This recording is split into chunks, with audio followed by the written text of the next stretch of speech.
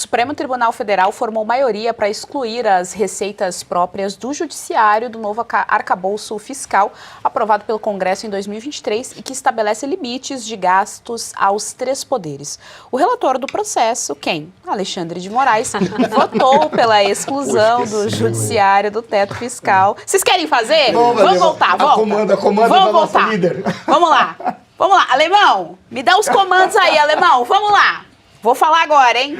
Relator do processo, Alexandre de Moraes, voltou pela exclusão do Judiciário do teto fiscal e foi seguido por Dias Toffoli, Edson Fachin, Gilmar Mendes, Luiz Roberto Barroso e Cristiano Zanin. Os demais ministros têm até a próxima sexta-feira para votar. O caso foi levado à corte pela Associação dos Magistrados Brasileiros, que questionou o enquadramento das receitas do Judiciário no teto de gastos do novo arcabouço. Você vê que ele está bem acompanhado, né, Luiz Arthur Nogueira? Só gente boa, só a nata da nata. Não é a primeira vez, inclusive, que os poderes usam desse artifício de excluir do orçamento oficial, deixar no extra. Se eu não me engano, pé de meia aconteceu a mesma coisa, está num orçamento que não existe, ou seja, a gente calculou uma coisa e tem ainda esse gasto extra. Só notícia boa para o brasileiro. Exato. Ô Geisa, isso aqui é muito grave. Olha só, nós temos, bem ou mal, gostemos ou não, temos um governo eleito, temos um Congresso eleito, gostemos ou não, temos um Congresso eleito. Muito bem. O governo, o executivo e o Congresso, em conjunto, criam uma regra fiscal para o país, o arcabouço fiscal, que está longe de ser uma regra boa, né? É uma regra típica de um governo que não quer economizar nada, mas ok, tem uma regra, bem ou mal, temos uma regra, que todo mundo tem que se enquadrar, todo mundo, a regra vale para todos os poderes, é regra para gasto público, portanto, todos os poderes. Aí o Supremo Tribunal Federal, que não foi eleito, ao contrário do Congresso, ao contrário do Executivo, o Supremo, que não foi eleito, decide que ele não precisa cumprir a regra aprovada democraticamente pelo Congresso e pelo Executivo. Ele diz o seguinte, olha, a regra é ótima, maravilhosa, vocês têm que cumprir mesmo, o Brasil precisa ter um arcabouço fiscal, mas nós, do Judiciário, nós queremos gastar mais do que a regra. Olha que ponto chegamos. E a pergunta é, a quem recorrer? Cadê o Senado Federal para se manifestar sobre isso? Porque é um absurdo, porque além deles ignorarem uma regra aprovada pelo Congresso e pelo governo, eles estão se achando acima da regra, acima da lei. Então, se alguém tinha alguma dúvida sobre se o Supremo Tribunal Federal se considera um poder acima dos demais, não há mais dúvida nenhuma. Ana, vale ressaltar ainda que saiu uma pesquisa recente, de repente no mês passado, a respeito dos gastos do nosso judiciário, e nós gastamos mais com o judiciário do que os britânicos gastam com a realeza deles. A gente comentou isso aqui na época. Na verdade, no ano anterior, um ano antes, essa mesma pesquisa, se não me engano, ela demonstrou que o nosso judiciário é o mais caro do mundo.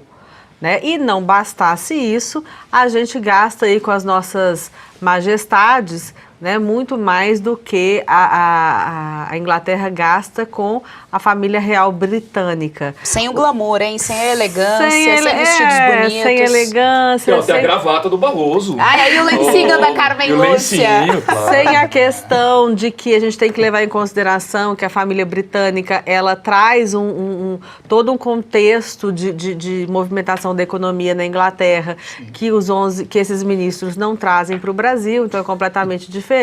Então, assim, a comparação chega a ser, assim, surreal, esdrúxula, né? E a gente tem aí esses homens da capa preta, com cada um, parece que tem assessor, não sei se ainda tem, mas houve essa notícia, né? Só para vestir a capa na criatura durante a sessão plenária. Exatamente. Então, assim, tem ocorrido notícias, né, na imprensa internacional, se não me engano já teve na Espanha, na Suécia e tal, mostrando justamente esses absurdos que são essas viagens desses ministros aí ao exterior, né? Então, mais uma vez, assim, com todos os problemas que a gente já vive, nós temos hoje no governo, nos 3 poderes, pessoas completamente descomprometidas com a austeridade no gasto do dinheiro público. né?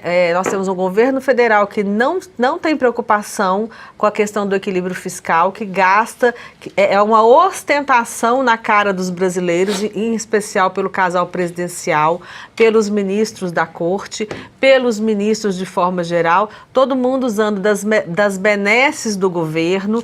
Recentemente a gente deu aqui a notícia que foram, acho que 28 ilustradores de sapato que foram comprados para o Palácio do Planalto. Eu não sei quem são essas centopeias que estão habitando o Palácio do Planalto. Então, assim, é um descaramento, né? A Janja nem se fala. Quando a gente fala aqui, a gente não está falando mal da pessoa, mas é uma primeira-dama símbolo da falta de austeridade com o gasto do dinheiro público. E aí vão os ministros, vai o Lula, e ela disse aí esses dias que ela vai continuar fazendo tudo que ela quer, gastando e não tá nem aí. Afinal de contas, ela não...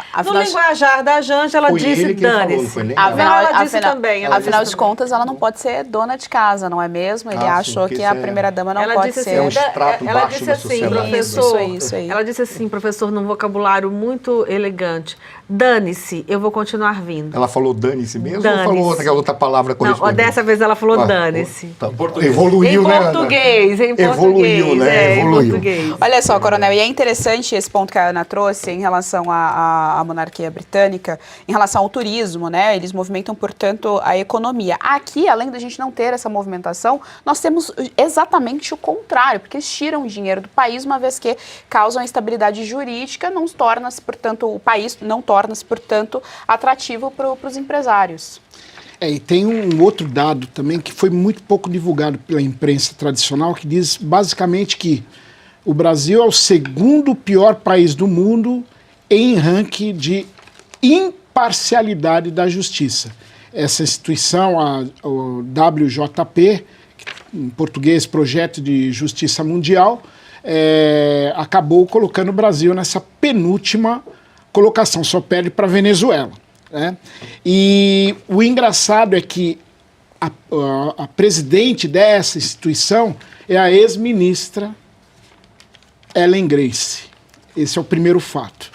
O segundo é que 1,3% do PIB brasileiro vai para a justiça. Então, só para nós fazermos um comparativo, a média mundial é 0,3%.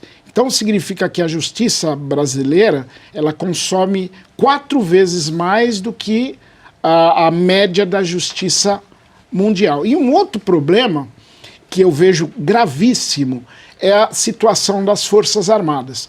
Porque se 1,3% do PIB brasileiro é gasto somente com o judiciário, em relação às nossas Forças Armadas, que tem em torno de 360 mil homens e mulheres, gasta-se em torno de 1,1% a 1,2% do PIB brasileiro. Qual é o grande problema? São as nossas fronteiras secas que nós temos. Nós temos também a nossa Amazônia Azul, que é toda a extensão de parte do Oceano Atlântico. E nós temos um vizinho belicoso chamado Venezuela, que é liderado por um ditador chamado Maduro, que deseja invadir um país livre chamado Guiana e anexar parte do território, similar ao que a Rússia está fazendo com a Ucrânia. E o detalhe pior ainda, quem treina as Forças Armadas venezuelanas, nós temos 2 grupos. O primeiro é o Hezbollah, sim, o mesmo Hezbollah do sul do Líbano. Está confirmado, coronel? Confirmado. E também eles têm o treinamento militar com a Guarda Revolucionária Islâmica, que é iraniana, também. E além do mais, lá na Venezuela há uma fábrica que está produzindo drones para uso militar, similar aos drones que são utilizados na guerra da Ucrânia, porque a Rússia ela importa do Irã um drone muito conhecido chamado Shahed. E esses drones militares são produzidos agora na Venezuela. E o Brasil continua com 1,1%, 1,2% do PIB em gastos em defesa no Brasil.